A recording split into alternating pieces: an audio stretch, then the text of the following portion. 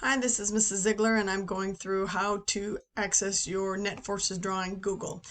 Okay, so here in your Day 2 folder on the very bottom, you have your assignment. You'll click on the assignment. Here you have your link. So you're going to click on your link, and it will ask you to make a copy of your assignment. So once you click on that, it will open up your copy into your Google Drive. Again, there is no Google. Avon is not a Google school, so you will not use your email for that. You have to have your own Google account. So here, what you're going to do is, again, change the name at the top to reflect that it's yours. Then you are going to complete the assignment. So as you go through, it has the directions in the first slide.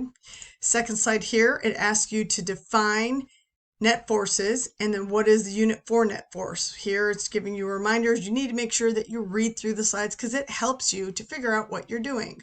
Then as you go through each slide, it has questions that you're going to click on to type in your answers.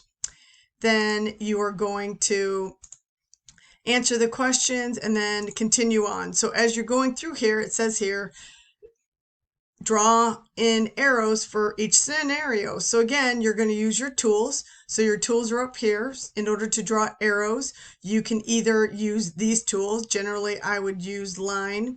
I'd select the arrow since that's what I'm using, and then I would draw my arrow. So here's drawing an arrow. If you would like it to look a certain way or be a certain color, these are what these fonts are. So for example, if I want my arrow to be really big, you can change them here. So these are all your tools up here to change the size. If you want to change the color of your arrows, you can use this. But after you put your arrows, you do also have to put in the actual value. So for example, here it says 1/4 to the left, 1/4 to the right. So this is going to the right. So here you'll click on the text box, and then you'll put your text in. So I have 5 newtons. Again, I can't really see it very well, so that means I'm going to change the color of my font.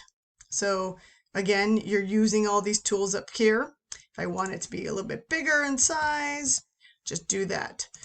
So after I create my scenario, then I'm going to move on to the next slide. So here, you're going to do your drawings. Again, this is an example, so I'm going to go through this one, but you're going to do the other scenarios. So it says here, draw a box with 2 forces pushing on it. One pushes left, the other pushes right.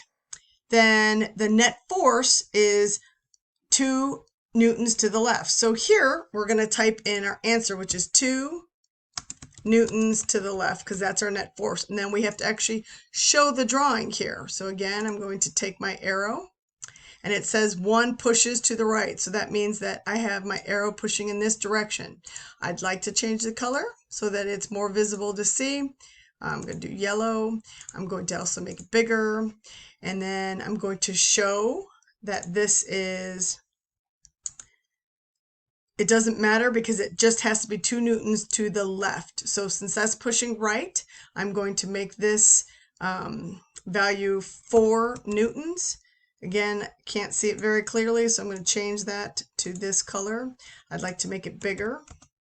Okay, so then I have my other arrow, which needs to push to the left, and I need this arrow to be bigger than the other arrow. Again, I'm going to change the color so I can see it clearly, change it bigger so I can see it, and then I'm going to put in, copy and paste that, the value so that it adds up to 6 newtons, 2 newtons to the left. So this is my force pushing to the left and a force pushing to the right. 6 minus 4 is 2 newtons to the left. So therefore, this is the correct drawing for my scenario. So that is what you're going to do for the rest of these scenarios, which there is not very many. So if you have any questions, please make sure that you reach out.